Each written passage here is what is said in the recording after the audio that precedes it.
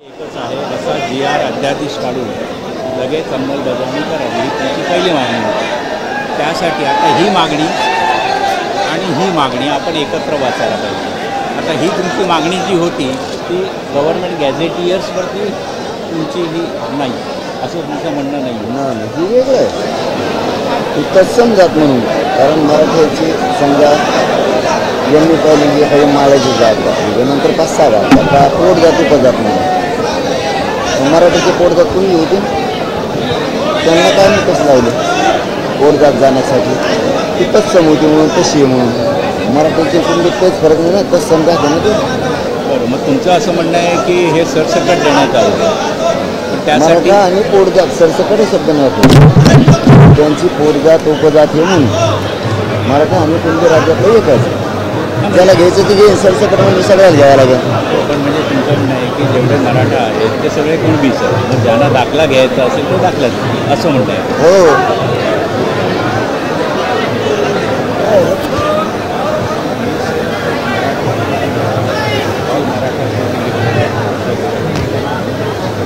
हे डिक्लेरेशन झालं की ज्यांना अर्ज करायचं ते घेतलं।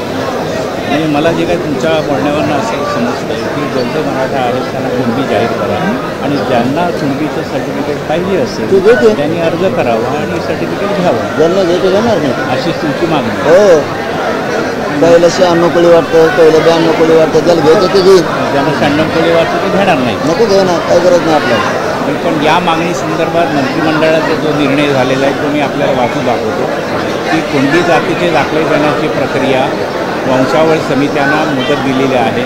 संदीप शिंदे समितीच्या स्थापनेपर्यंत 58 लाख इतक्या कुणबी जातीच्या नोंदी आढळलेल्या आहेत। राज्यभरात 24/10/23 पासून 10,35,000 इतकी कुणबी प्रमाणपत्र जाहीर करण्यात। आता हे महत्त्वाचं जे मंत्रिमंडळाचा निर्णय आहे, जात प्रमाणपत्र देण्यासंदर्भातील कायदा नियम यातील तरतुदी पाहता जातीच्या दाखल्यासाठी व्यक्तीने अर्ज करणे आवश्यक आहे।